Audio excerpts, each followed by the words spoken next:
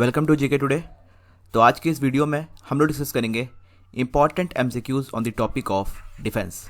Defence related जितने भी important events हुए हैं दिसंबर माह में, उन सारे क्वेश्चंस को हम लोग एमसीक्यूज के फॉर्मेट में देखेंगे।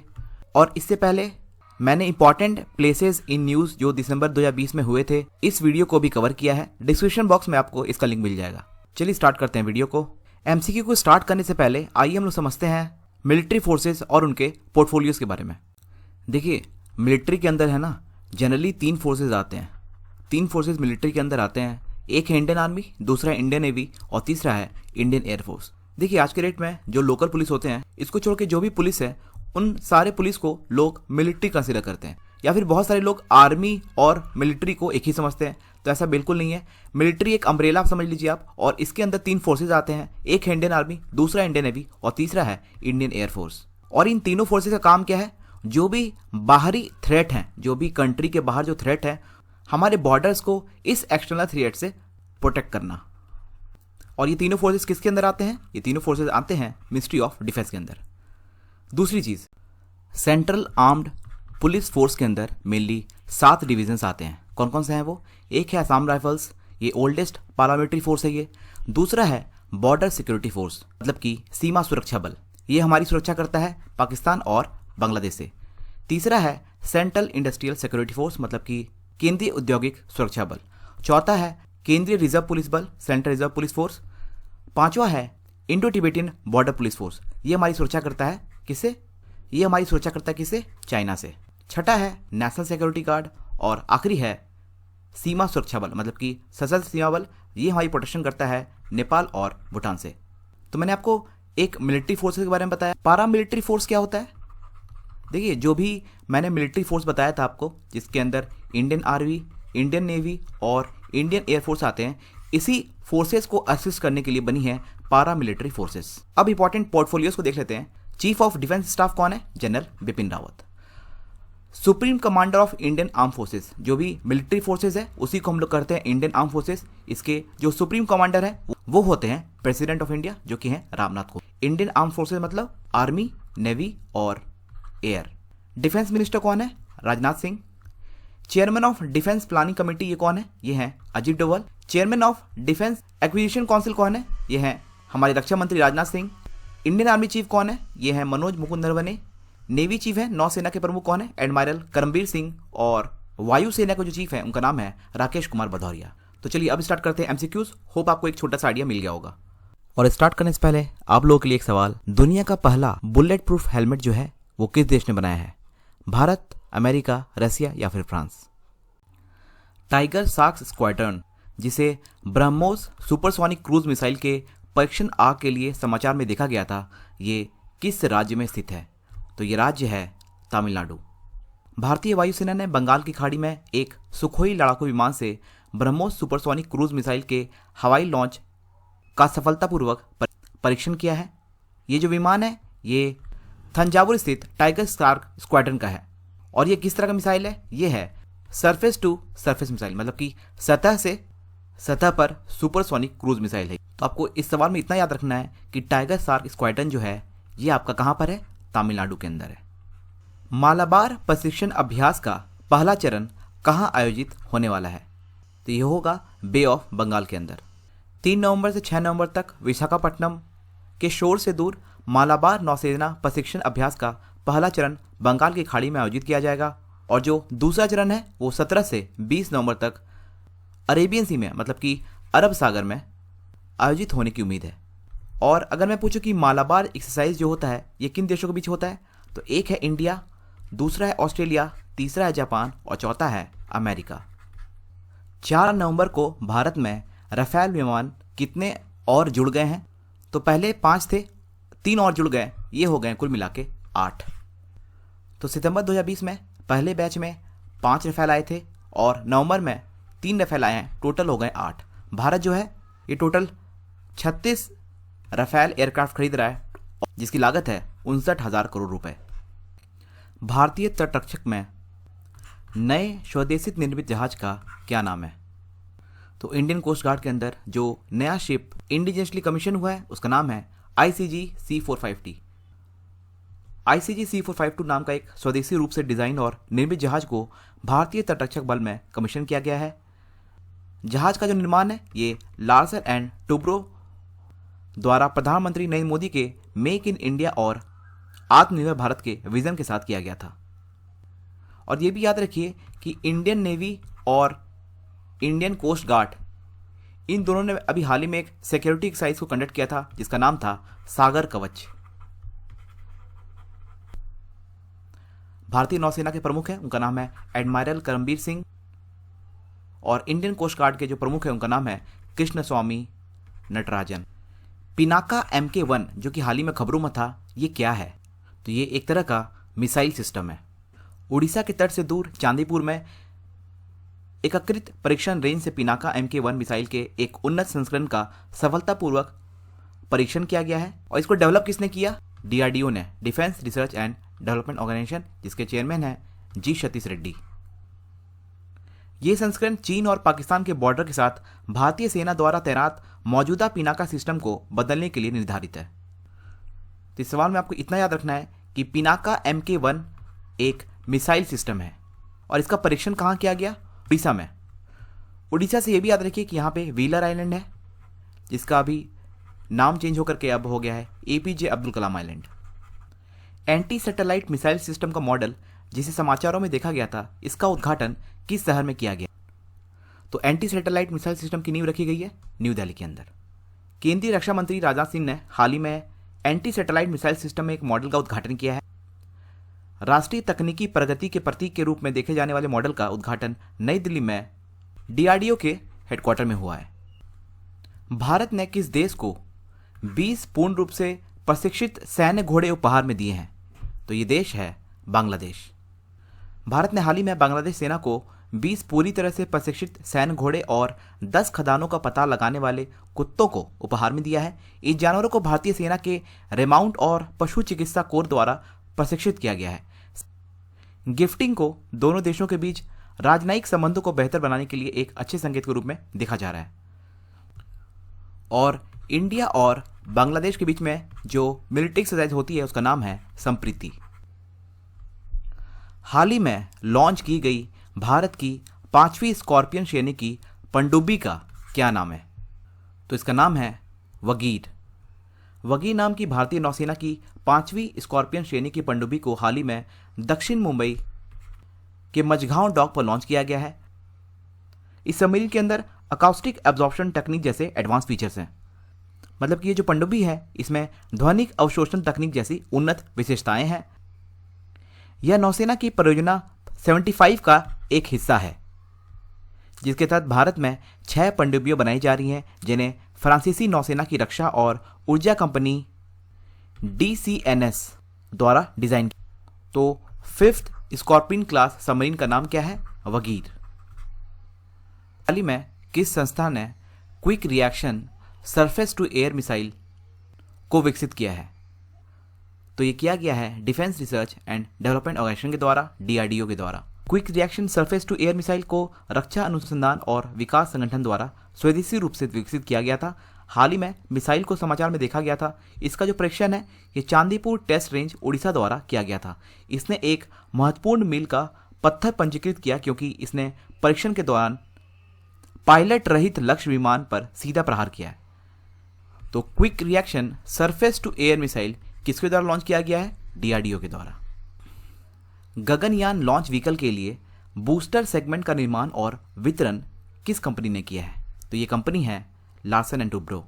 निर्माण प्रमुख लार्सन एंड टूब्रो ने गगनयान लॉन्च व्हीकल के लिए बूस्टर खंड का निर्माण और वितरण किया है। वितरित घटक रॉकेट बूस्टर का मध्य खंड है जिसे S200 नाम दिया गया है। इस कंपोनेंट का निर्माण कंपनी के पवई एरोस्पेस मैन्युफैक्चरिंग फैसिलिटी में किया गया है और इसे अपने शेड्यूल से पहले इसरो तक पहुंचाया गया है। तो याद रखिएगा गगनयान लॉन्च व्हीकल का जो बूस्टर सेगमेंट है इसे लार्सन एंड टूब्रो कंपनी के द्वारा मैन्युफैक्चर किया गया है। Larsen and Toubro. Indo Thai CORPAT Bharat और थाईलैंड के बीच किस तरह का सशस्त्र बल एक्सरसाइज है? भारत और थाईलैंड के बीच एक सशस्त्र बल एक्सरसाइज होता है जिसका नाम है इंडो थाई कॉर्पेट। यह किस तरह का आर्म्ड फोर्स एक्सरसाइज है?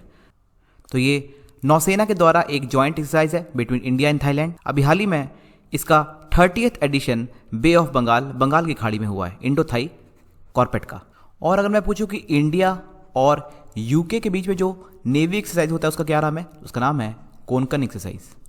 और अगर इंडिया और यूके के बीच में जो एयरफोर्स एक्सरसाइज है उसका क्या नाम है, उसका नाम है इंद्रधनुष। इसको आप इंद्र एक्सरसाइज से कंफ्यूज मत करना, जो कि होता है इंडिया और रसिया के बीच में। अभी हाल ही में सिटमैक्स 20 नाम का एक ट्राइलेटरल नौसेना एक्सरसाइज हुआ है बिटवीन इंडिया, थाईलैंड और किस कंट्री के बीच में। तो 3 कंट्रीज है इसके अंदर, एक है इंडिया, दूसरा थाईलैंड और तीसरा कंट्री आपको बता रहा है, तो ये कंट्री है सिंगापुर। अभी हाल ही में सिटमैक्स एक्सरसाइज जो है ये अंडमान सी में संपन्न हुआ है, किसके बीच में, between India, Thailand and Singapore. और इंडिया और सिंगापुर के बीच में 2 और जॉइंट मिलिट्री एक्सरसाइज होती है, एक का नाम है सिम्बेक्स और एक का नाम है अग्नि वॉरियर। आप कमेंट बॉक्स में ये लिख के बताएं कि अजय वॉरियर ये एक्सरसाइज इंडिया किस देश के साथ करती है। अजय वॉरियर अंडमान निकोबार में अभी हाल ही में किस मिसाइल के भूमि हमले संस्करण का परीक्षण किया गया था, तो ये मिसाइल है ब्रह्मोस। भारतीय नौसेना ने अंडमान निकोबार में सरफेस टू सरफेस पर मार करने वाली सुपरसोनिक क्रूज मिसाइल ब्रह्मोस के लैंड अटैक संस्करण का सफल परीक्षण किया है। तो मैंने आपको पहले ही बताया था ब्रह्मोस जो है किस तरह की मिसाइल है, ये है सरफेस टू सरफेस मिसाइल। तो याद रखिएगा अंडमान और निकोबार के अंदर जो भी मिसाइल को टेस्ट किया गया है वो है ब्रह्मोस। भारी वजन वाले टॉर्पीडो का क्या नाम है जिसे डीआरडीओ ने हरी झंडी दिखाई है और भारतीय नौसेना में इसे शामिल किया है, तो इसका नाम है वरुणास्त्र। डीआरडीओ के अध्यक्ष ने हाल ही में पहले भारी वजन वाले टॉर्पीडो वरुणास्त्र को हरी झंडी दिखाई है।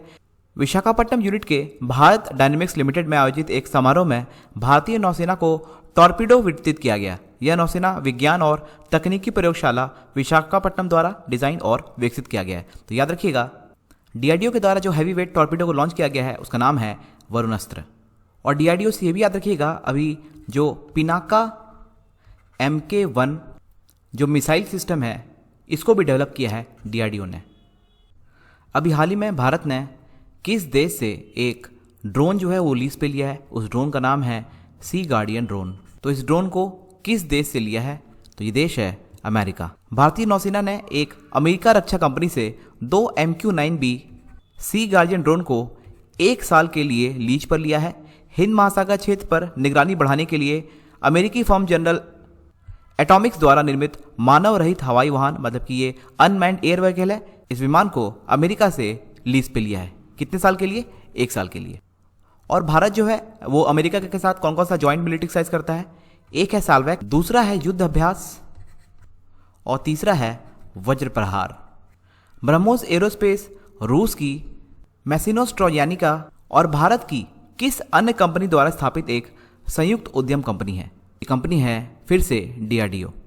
ब्रह्मोस एरोस्पेस रक्षा अनुसंधान और विकास संगठन और रशिया के मशीनोस्ट्रोएनिया द्वारा स्थापित एक संयुक्त उद्यम कंपनी है। हाल ही में भारतीय नौसेना ने बंगाल की खाड़ी में ब्रह्मोस मिसाइल के नौसैनिक संस्करण का परीक्षण किया है। इस मिसाइल का परीक्षण एक राजपूत श्रेणी के INS रणविजय से किया गया था। तो आपको इस सवाल में बस इतना याद रखना है कि ब्रह्मोस एरोस्पेस एक जॉइंट वेंचर कंपनी है और ये किसके द्वारा सेटअप की गई है, ये भारत के डीआरडीओ और रशिया के मशीनोस्ट्रोएनिया के द्वारा सेटअप की गई है। भारत के पहले स्वदेशी विमान वाहक का नाम क्या है, INS Vikrant, INS Virat, INS शहीद या फिर INS कोचिन। तो पहला स्वदेशी एयरक्राफ्ट जो भारत के अंदर आया है उसका नाम है INS विक्रांत। INS विक्रांत भारत का पहला स्वदेशी विमान वाहक पोत है। समुद्री परीक्षण 2021 में शुरू होने की उम्मीद है और 2022 तक ये चालू हो जाएगा। INS विक्रांत का जो निर्माण है ये भारतीय नौसेना के लिए कोच्चि में कोचिन शिपयार्ड लिमिटेड द्वारा किया गया है। तो याद रखिएगा first indigenous aircraft carrier of India is INS Vikrant. Option A is the right answer. किस आर्म्ड फोर्स के अंदर, मतलब कि किस सशस्त्र बल के अंदर एक नई पोस्ट बनने जा रही है जिसका नाम है deputy chief of army staff. तो deputy chief of army staff एक नया पोस्ट होगा इंडियन आर्मी के। केंद्र सरकार ने सेना में सृजनात्मक सुधार लाने के लिए एक उप सेना प्रमुख या DCOS DCOAS के पद की घोषणा की है। इस पद को बनाने का प्रस्ताव 2 साल से पहले शुरू किया गया था। DCOAS director general of military operation मतलब कि DGMO और डायरेक्टर जनरल मिलिट्री इंटेलिजेंस के काम की देखरेख करेगा, जो अन्यथा vice chief of army staff को रिपोर्ट करेंगे। तो याद रखिएगा, deputy chief of army staff एक पोस्ट बनेगी इंडियन आर्मी के अंदर। और इंडियन आर्मी डे कब मनाते हैं? ये मनाते हैं हर साल 15 जनवरी को। इंडियन नेवी डे मनाते हैं हम लोग हर साल 4 दिसंबर को। और इंडियन एयरफोर्स हर साल बनता है 8 अक्टूबर को। इन तीनों को ही हम लोग कहते हैं मिलिट्री फोर्सेज ऑफ इंडिया। किस स्टार्टअप ने भारत के निजी रिमोट सेंसिंग उपग्रह को लॉन्च करने के लिए न्यू स्पेस इंडिया लिमिटेड के साथ भागीदारी की है? तो स्टार्टअप है पिक्सल। इस स्टार्टअप पिक्सल ने देश के पहले निजी रिमोट सेंसिंग उपग्रह को लॉन्च करने के लिए न्यू स्पेस इंडिया लिमिटेड के साथ एक समझौता पर हस्ताक्षर किया है। उपग्रह को 2021 की शुरुआत में इसरो PSLV रॉकेट पर लॉन्च किया जाना है। इससे पहले अंतरिक्ष विभाग के तहत नियामक संस्था, जिसे इन स्पेस कहा जाता था, इसे भारत में निजी खिलाड़ियों को अंतरिक्ष गतिविधियों को संचालित करने के लिए स्थापित किया गया था। तो आपको इस सवाल में इतना याद रखना है कि India private remote sensing satellite को लॉन्च करने के लिए न्यू स्पेस इंडिया लिमिटेड के साथ जो पार्टनर कंपनी होगी वो होगी नौसेना दिवस। प्रत्येक वर्ष किस ऑपरेशन को मनाने के लिए मनाया जाता है? तो इस ऑपरेशन का नाम है ऑपरेशन ट्राइडेंट। भारत द्वारा हर साल 4 दिसंबर को नौसेना दिवस के रूप में मनाया जाता है। यह ऑपरेशन ट्राइडेंट को मनाने के लिए किया जाता है। यह 1971 में भारत पाकिस्तान युद्ध के दौरान पाकिस्तान के कराची बंदरगाह पर भारतीय नौसेना द्वारा किया गया एक आक्रामक मिशन था। तो याद रखिएगा, ऑपरेशन ट्राइडेंट की याद में हर साल 4 दिसंबर को भारतीय नौसेना दिवस मनाया जाता है। Operation Trident, option D is the right answer. भारतीय नौसेना ने किस देश के साथ एक युद्ध अभ्यास में भी भाग लिया है? तो ये देश है रशिया। भारतीय नौसेना और रूस की नौसेना ने 2 दिवसीय यात्रा अभ्यास में भाग लिया है। और ये जो एक्सरसाइज है ये पूर्वी हिंद महासागर के क्षेत्र में किया जाता है। इस अभ्यास का जो उद्देश्य है ये दोनों देशों के बीच अंतर को बढ़ाने और दोनों देशों के बीच सर्वोत्तम समुद्री प्रथाओं को आदान प्रदान करना है। और भारत और रशिया के बीच में एक और ज्वाइंट मिलिट्री एक्सरसाइज होता है, उसका नाम है इंद्र। इसको आप इंद्रधनुष से कंफ्यूज मत करना, जो कि इंडिया और यूके के बीच में एक एयर एक्सरसाइज है। किस संस्था ने एक उन्नत टिल्ड आर्टिलरी गन सिस्टम विकसित किया है? तो DRDO।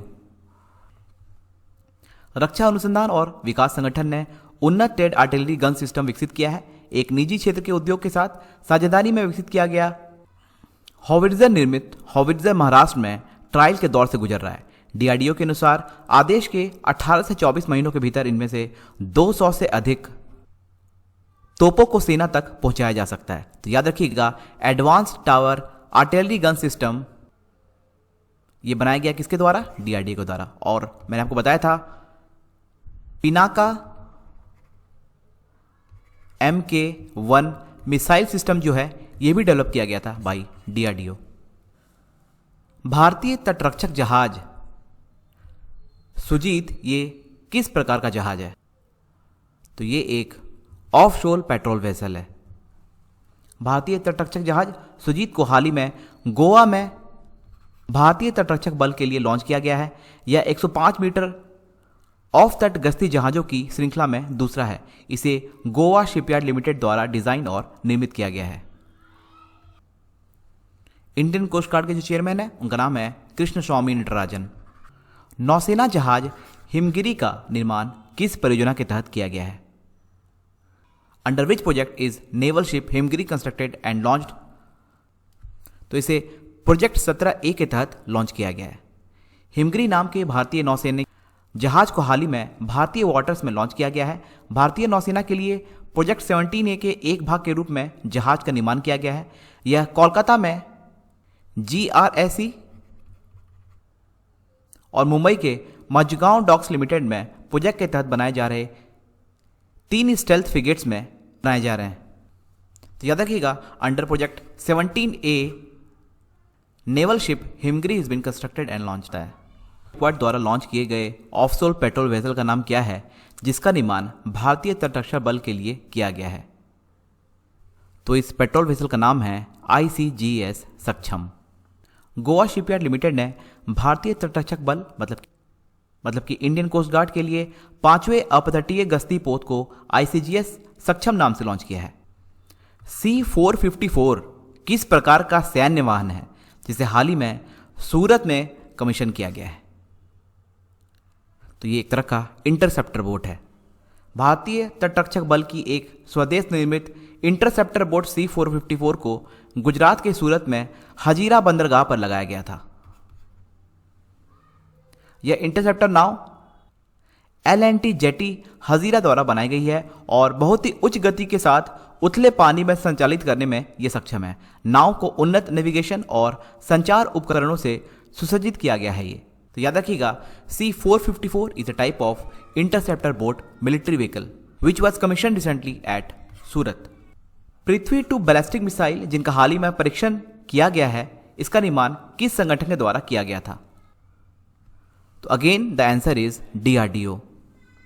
भारत ने बालासोर में उड़ीसा के पूर्वी तट से 2 पृथ्वी बैलिस्टिक मिसाइलों का सफलतापूर्वक परीक्षण किया है। परमाणु क्षमता वाली सतह से सतह पर मार करने वाली मिसाइलों का निर्माण DRDO द्वारा किया गया था। इस महीने की शुरुआत में ब्रह्मोस सुपरसोनिक क्रूज मिसाइल की एंटी शिप संस्करण ने अपने लक्ष्य को मारा है। तो याद रखिएगा, पृथ्वी टू बैलिस्टिक मिसाइल जो है ये DRDO के द्वारा मैन्युफैक्चर किया गया है। एस्ट्रा MK-1 मिसाइल IMSAS और बॉस सिस्टम जिन्हें सशस्त्र बलों को सौंपा गया था, किस संगठन के द्वारा विकसित किया गया है? इसका फिर से आंसर है DRDO। मतलब कि ऐसे जितने भी क्वेश्चंस जहां पे अगर डेवलपमेंट की बात की गई हो, अगर विकसित करने की बात की हो, तो आप आराम से इसका आंसर गेस कर सकते हो। इसका आंसर होगा DRDO in most of the question. Prithvi 2 ये किस प्रकार का मिसाइल है जिसे हाल ही में परीक्षण से दागा गया था? Surface to surface missile. Short range ballistic missile जो कि सतह से सतह पर मार करने वाली मिसाइल है जिसे DRDO द्वारा विकसित किया गया है। इसे हाल ही में सफलतापूर्वक परीक्षण भी किया गया है। बालासोर में उड़ीसा के तट पर 2 पृथ्वी 2 का परीक्षण किया गया। पृथ्वी 2 मिसाइल का वायुसेना संस्करण है जिसमें 350 किलोमीटर की रेंज और 500 किलोग्राम का पेलोड है। जिसकी रेंज क्या है? यह है 350 किलोमीटर। देश की पहली उन्नत हाइपरसोनिक विंड टनल परीक्षण सुविधा का उद्घाटन किस शहर में किया गया? तो यह शहर है हैदराबाद। केंद्रीय रक्षा मंत्री राजनाथ सिंह ने हैदराबाद में DRDO के APJ अब्दुल कलाम मिसाइल कॉम्प्लेक्स में उन्नत हाइपरसोनिक विंड टनल परीक्षण सुविधा का उद्घाटन किया है। भारत तीसरा बड़ा देश है जिसके पास इतनी बड़ी